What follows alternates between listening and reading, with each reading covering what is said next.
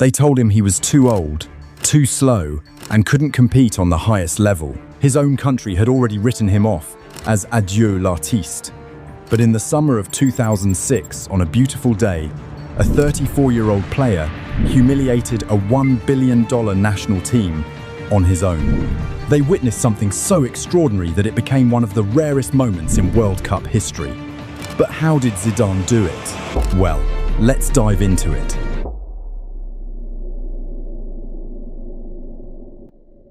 June 2004, Lisbon, the European Championship quarter-finals. Zinedine Zidane stands in the center circle, hands on his hips, watching Greece celebrate. France, the reigning European champions, are out of the tournament. And Zidane looks like a man who has just watched his own funeral. His legs are heavy, his touches, once silk, have turned to sandpaper. The player who bent the 1998 World Cup to his will now looks ordinary, mortal, finished. Days later, he confirms what everyone suspected. I have thought long and hard over this decision. It's the end of my international career with the French team. It's the time. It's my time. It's the end of a cycle. Just like that, the greatest French player of his generation was walking away, while the world whispered that maybe, just maybe, he had stayed too long. And for a while, France moved on. They had to. But moving on and moving forward are not the same thing. Without Zidane, France didn't just struggle, they drowned. After Euro 2004, without Zidane, France didn't just decline, it fell. They collapsed. The 2006 World Cup qualifying became an embarrassment. Ireland overtook them. Switzerland overtook them. Israel, a nation with no footballing pedigree, sat above the world champions in the table. The same country that had lifted the trophy in 1998 now couldn't even book a flight to Germany. The headlines were merciless. Les Bleus in crisis. France forgets how to win. Where is the next Zidane? There was no next Zidane. That was the problem. But France was drowning.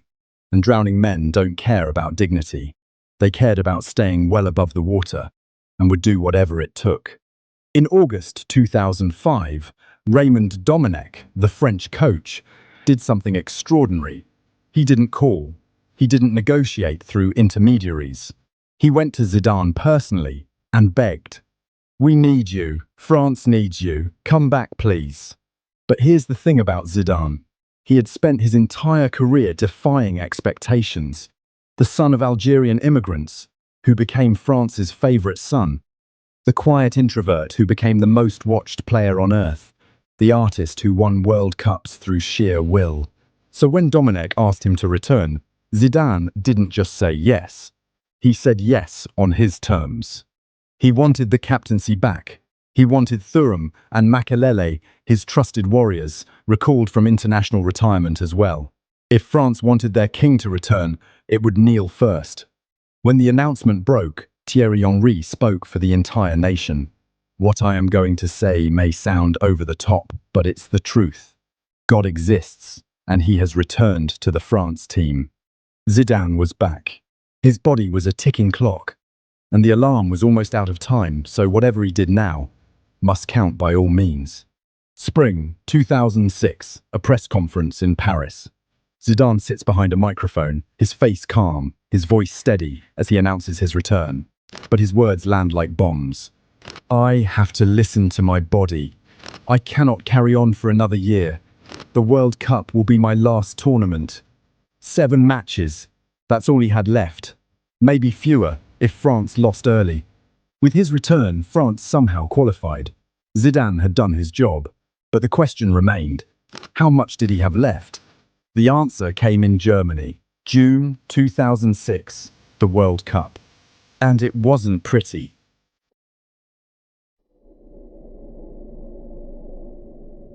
Despite Zidane's arrival back to the national team, the French press didn't celebrate. They tore at him instead.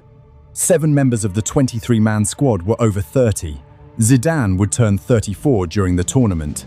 Vieira would hit 30. Barthez was approaching 35.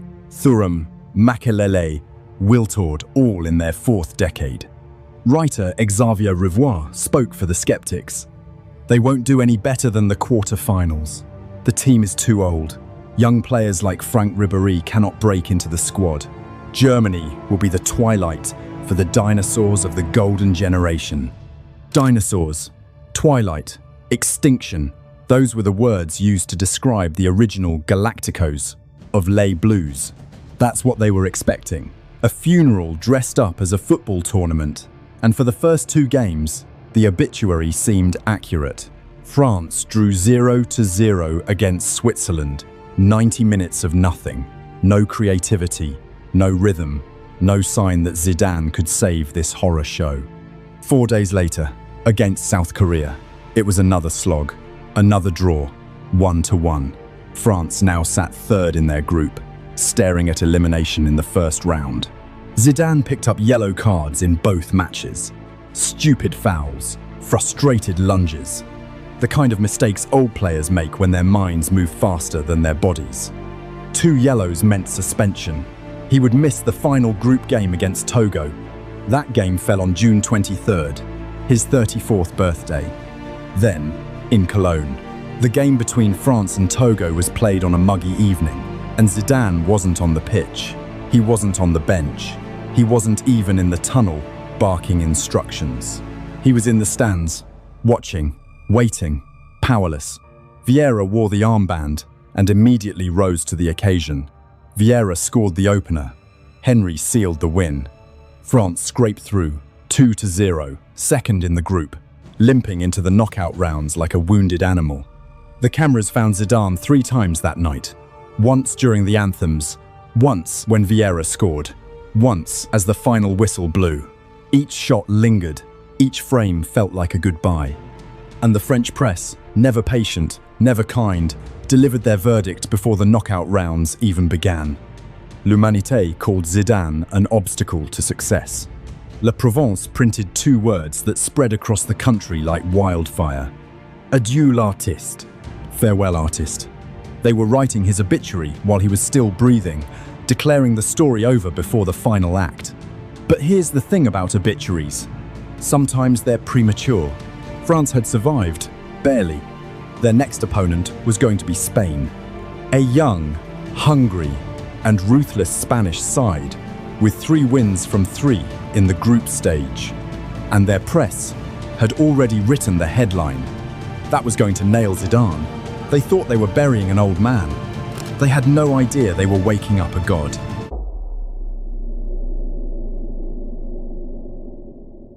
June 27, 2006. The round of 16. France had scraped through. Barely. 3 games, 2 points from the first 2, a squad held together by tape and prayer. The footballing world had already moved on. Brazil was the story. Argentina was the story. France was a footnote, a nostalgic sideshow waiting to be swept away. Their reward for surviving the group stage? Spain. This Spanish team was a squad brimming with the next generation of European dominance. Xavi, Puyol, Villa, Raúl. They had torn through their group with the kind of swagger that made neutrals fall in love and opponents lose sleep. Spain wasn't just confident, they were certain. And their press made sure everyone knew it. The Spanish media operated like a weapon. And in the days before the match, they aimed it directly at Zinedine Zidane. Marca, Spain's biggest sports daily, ran a headline that ricocheted across Europe. Vamos a jubilar a Zidane. We're going to retire Zidane. It wasn't an analysis. It wasn't a prediction. It was a mockery. The kind of headline designed to humiliate, to reduce a living legend to a punchline. Other outlets followed. AS also published cartoon caricatures of Zidane as an old man with a walking stick. Radio shows debated whether France should simply bench him and save everyone the embarrassment. The narrative was unanimous. Zidane was finished, and Spain would be the executioner. The Spanish players, to their credit, stayed respectful, but the damage was done. The words reached Zidane, every syllable, every insult. And when reporters finally cornered him for a response, the room went quiet. Zidane leaned into the microphone. His voice was soft, almost gentle, but his eyes told a different story. "I'll retire when I want to retire," he said, "not when Marca tells me to." Then he stood up and walked away. On June 27, the game finally kicked off. From the first whistle, something was different. Zidane didn't play like a man fighting against age. He played like a man fighting against insult. Every touch carried intention. Every pass carried venom disguised as elegance. Spain pressed. Spain probed. Spain did everything their pre-match arrogance had promised. And Zidane? Zidane dismantled them. He drifted into pockets of space that shouldn't have existed. He turned midfielders inside out, with feints that belonged in a training video. He controlled tempo like a conductor controls an orchestra, slowing the game when France needed breath, accelerating it when Spain's defense was exposed. In the 41st minute, Ribéry, a player Zidane had personally championed, finished a move that Zidane had orchestrated from nothing, 1-0. In the 83rd minute, Vieira made it 2-1 after Spain had clawed back. And then, in stoppage time, something remarkable happened. The ball broke loose near the halfway line. Zidane, 34 years old, legs supposedly gone, lungs supposedly empty, sprinted the entire length of the pitch, not jogged, sprinted. He collected a pass, drove into the box, and finished with the composure of a man half his age. 3-1. Zidane wheeled away, arm raised, face expressionless. But the message was deafening. "You wanted to retire me? Watch me run." The final whistle blew. Spain were broken. France were reborn. And the same newspapers that had mocked Zidane days earlier now scrambled to rewrite history. One Spanish outlet, perhaps the same one that had printed the original insult, published an open letter the next morning. "Maestro Zidane, what can I do to persuade you not to go? Request the moon if you wish. We football lovers will bring it down for you." Even Roberto Carlos, Brazil's legendary left-back, couldn't help himself. He approached Zidane after the final whistle and pleaded, "2 more years, at least 2 more years. The game needs you." Zidane smiled politely, but his answer was the same as it had always been. This World Cup would be his last. But now, waiting in the quarter-final, stood the greatest test of all. Brazil, the defending world champions, the most talented squad ever assembled, a team so stacked with genius that they didn't have room for Robinho in the starting 11. France had silenced Spain, but Spain was merely the appetizer. Brazil was the mountain, and the entire world believed that Zinedine Zidane, no matter how brightly he burned against Spain, had nothing left to climb it.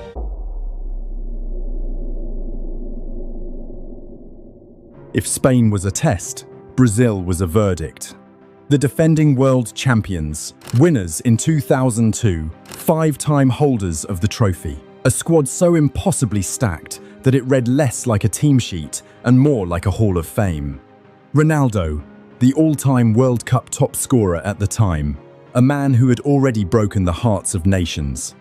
Ronaldinho, the reigning FIFA World Player of the Year, the magician whose feet spoke a language that defenders couldn't understand.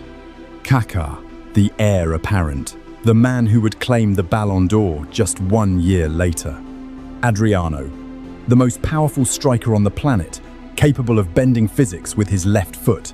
And behind them, Roberto Carlos, Cafu, Gilberto Silva, Zé Roberto, names that had haunted opposition teams for a decade. They called the front four the Magic Square, a quartet so terrifying that opponents didn't plan to beat them. They planned to survive. Brazil had strolled through the tournament. 3 wins in the group stage, 7 goals scored, 1 conceded. A 3-0 demolition of Ghana in the round of 16 that felt more like target practice than football. They weren't favourites, they were inevitability. And standing in their way, a team of pensioners who had barely escaped the group stage. France hadn't beaten Brazil in a competitive match since 1998. 8 years. A lifetime in football. And that victory, the World Cup final, felt like ancient history now. A different team, a different Zidane, a different world. The narrative wrote itself.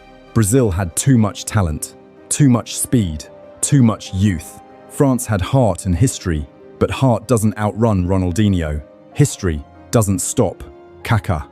Even the bookmakers agreed. Brazil were heavy favourites. Some pundits predicted a bloodbath, 3, maybe 4 goals. The magic square against a backline held together by willpower and painkillers. But here's what the world didn't know. Zidane was carrying an injury, a thigh problem from the Spain match, a knot in his leg that made every stride a negotiation with pain.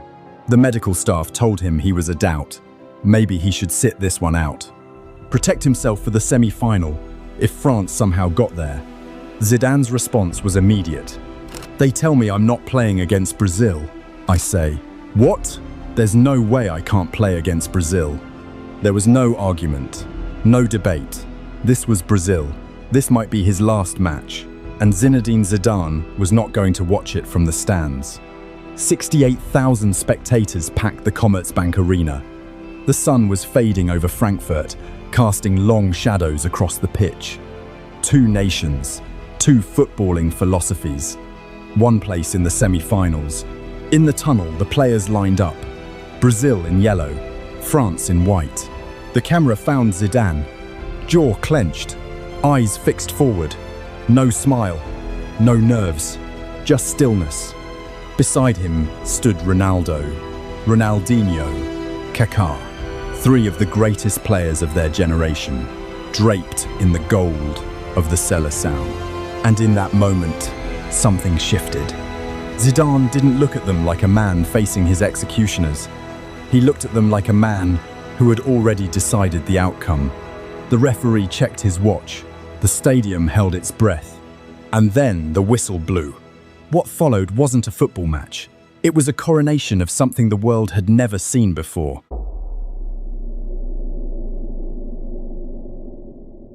From the first whistle, Zidane made his intentions clear. 34 seconds, that's all it took. Brazil pressed high, confident, aggressive, the way champions do. The ball found Zidane in midfield, 3 yellow shirts closing in. Zé Roberto from the left, Kaká from the right, Ronaldo lurking behind. Any other player would have released it, played safe, kept possession. Zidane didn't. He received the ball with his back to goal, let the defenders commit, then executed a pirouette so smooth it looked choreographed. 1 spin, 3 Brazilians eliminated. And before they could recover, he rolled a back heel through a gap between Zé Roberto and Kaká that shouldn't have existed. The crowd gasped. The Brazilian midfield froze. 34 seconds, and Zidane had already announced, "This is my pitch tonight." What followed was football reduced to poetry. Every French attack flowed through Zidane. He collected the ball in space, head up, scanning, then either glided past a defender with a shimmy or threaded a pass that split the lines. His touch was perfect, totally perfect, one journalist would later write. He chipped balls over onrushing Brazilians the way a man might toss paper into a wastebasket. Casual, almost arrogant. But this wasn't arrogance. This was control. Brazil had chances. Ronaldinho tried to spark something. Kaká probed. But France's midfield of Makelele and Vieira shielding Zidane like bodyguards suffocated everything. And whenever Brazil thought they'd found rhythm, Zidane would appear, intercept, and restart the symphony on his own terms. Just before half-time, he picked up the ball near the left touchline. Vieira made a run through the centre. Zidane saw it instantly, a rugby-style offload, flipped over the Brazilian defence, landing perfectly in Vieira's stride. The midfielder was through on goal before Juan dragged him down desperately. The half ended 0-0, but the scoreline lied. Zidane was dismantling Brazil in ways the numbers couldn't capture. Gilberto Silva and Zé Roberto, 2 of the best defensive midfielders in the world, looked lost, terrified even. Every time they thought they had him, he wasn't there. Every time they closed the space, he found more. The Brazilian aura of invincibility was cracking, and Zidane was the one swinging the hammer. The second half began, and Zidane raised the level again. 54th minute, a loose ball in midfield. Zidane and Ronaldo both lunged for it. Zidane got there first. But instead of passing, instead of playing safe, he did something outrageous. He flicked the ball up over Ronaldo's head, spun around the striker, then headed the falling ball forward to Eric Abidal on the overlap. One touch, two movements, three Brazilian players eliminated.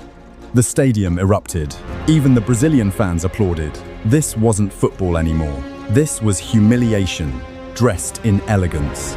Abidal drove forward.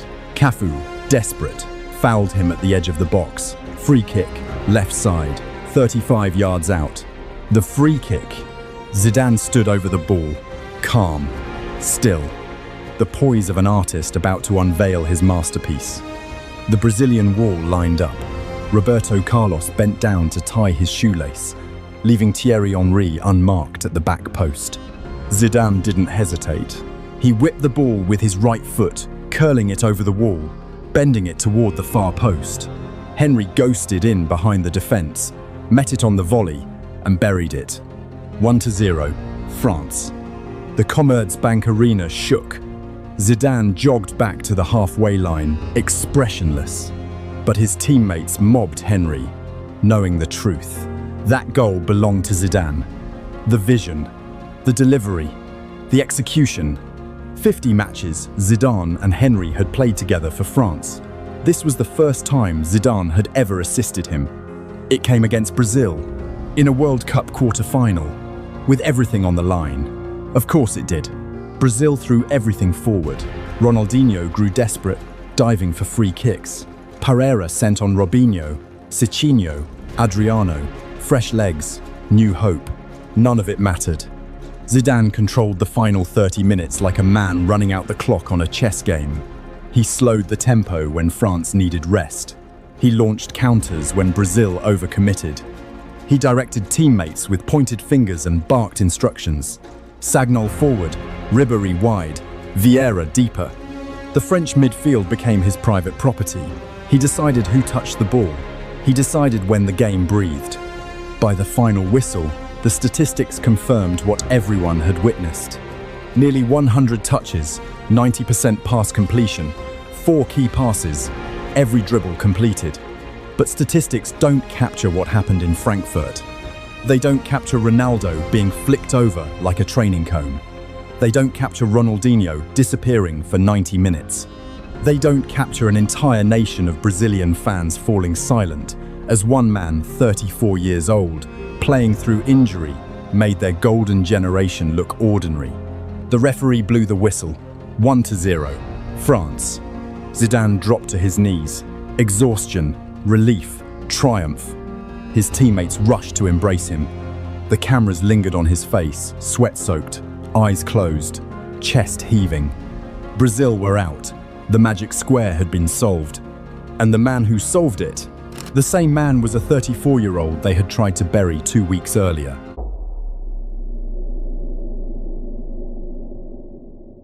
The final whistle echoed across Frankfurt, and the world exhaled. Brazil were out. The defending champions, the tournament favourites, the most talented squad ever assembled gone. Eliminated by a team of dinosaurs led by a 34-year-old man who wasn't supposed to be here. The reaction was immediate, and it was universal. Carlos Alberto Pereira, Brazil's coach, faced the press with the look of a man who had just witnessed something he couldn't explain. Zidane was a monster, he said. He was everywhere. He made the job very difficult for us. This was probably his best performance of the past 8 years. 8 years. That put it level with the 1998 World Cup final, the night Zidane announced himself to the world with 2 headers against Brazil.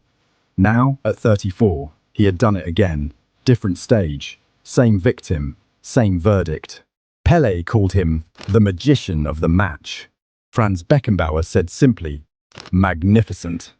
Michel Platini, the man Zidane had succeeded as France's greatest player, watched from the stands and offered the highest praise of all. Technically, I think he is the king of what's fundamental in the game: control and passing. I don't think anyone can match him. But the sweetest reactions came from those who had doubted him. La Provence, the same newspaper that had printed Adieu l'artiste 2 weeks earlier, now ran a single word across its front page: monumental. The journalists who had called him an obstacle to success now scrambled for superlatives. The pundits who had predicted extinction now spoke of resurrection. The narrative that had been written twilight, dinosaurs, farewell, was torn up and rewritten in real time. One French outlet captured the mood perfectly. Nothing is impossible with this genius. And perhaps most remarkably, even Brazil's players couldn't hide their admiration. Roberto Carlos, the man who had begged Zidane to keep playing after the Spain match, embraced him again at the final whistle. No words this time, just respect. The recognition of one legend for another. Teammate Eric Abidal, who had watched Zidane flick the ball over Ronaldo like a schoolyard trick, spoke for the entire squad. Watching Zidane that night was amazing. He was an inspiration for me before I even turned professional, and he's still inspiring me today. But Zidane wasn't finished. 4 days later, the semi-final. France versus Portugal. Another knockout game. Another chance for Zidane to bow out. Another 90 minutes where every touch could be his last. In the 33rd minute, France won a penalty. Zidane stepped up, slotted it home, and sent France to the World Cup final. 1-0. Clinical. Inevitable. The fairy tale was writing itself now. Zidane had carried France past Spain, past Brazil, past Portugal. One game remained. Italy. Berlin. The World Cup final. The perfect ending to the perfect career. He had announced this would be his last tournament, his last match. And now that match would be for the biggest trophy in football. 70,000 fans in the Olympia Stadion. 1 billion more watching worldwide. And at the center of it all, Zinedine Zidane, playing his final 90 minutes as a professional footballer. The script was too perfect. The aging maestro, written off by everyone, rising from the grave to lift the World Cup one last time. 7 minutes in, France won a penalty. Zidane stood over the ball. And then he did something only Zidane would do. A Panenka. A chipped penalty, delicate and audacious, down the middle of the goal. The ball kissed the crossbar, bounced down, and crossed the line. 1-0, France. The stadium gasped. The world gasped. On the biggest stage, in the biggest moment, Zidane had produced the most arrogant piece of skill imaginable. This was it, the coronation, the ending everyone wanted. But football doesn't write fairy tales. The game went to extra time, 1-1. In the 110th minute, deep in Italy's half, Zidane and Marco Materazzi exchanged words. Nobody heard what was said. Nobody needed to. Zidane turned, walked toward Materazzi, and drove his head into the Italian's chest. The referee reached for his pocket. Red card. Zinedine Zidane's career ended not with a trophy lift, but with a lonely walk down the tunnel, past the World Cup trophy gleaming on its podium, past the cameras, past the disbelief of 1 billion viewers. France lost on penalties. Italy were champions. And Zidane? Zidane became something more complicated than a fairy tale. Years later, people still argue about that night in Berlin. The headbutt, the red card, the words Materazzi said that made a 34-year-old man lose his mind on the grandest stage. But here's the thing. When people talk about Zidane's last World Cup, they don't start with Berlin. They start with Frankfurt. They talk about the pirouette in the first minute, the flick over Ronaldo, the free kick that found Henry, the way he made the greatest team ever assembled look like amateurs. The headbutt was a moment of madness. Frankfurt was a masterpiece. And masterpieces don't get erased by mistakes. Zidane won the Golden Ball as the tournament's best player. He retired as a World Cup winner, a European champion, a 3-time FIFA World Player of the Year. He had nothing left to prove. But more than the trophies, more than the awards, what remains is the image. Zidane in white, gliding through a sea of yellow shirts, untouchable, unhurried, eternal. A 34-year-old man who was told his time was over. A man who refused to listen. A man who reminded us, one last time, that football isn't just a sport. It's poetry. And on July 1st, 2006, in Frankfurt, Zinedine Zidane wrote the most beautiful verse of his life. If you want to follow the story of the match where this rejected player embarrassed Barcelona's greatest team ever, check out our video here.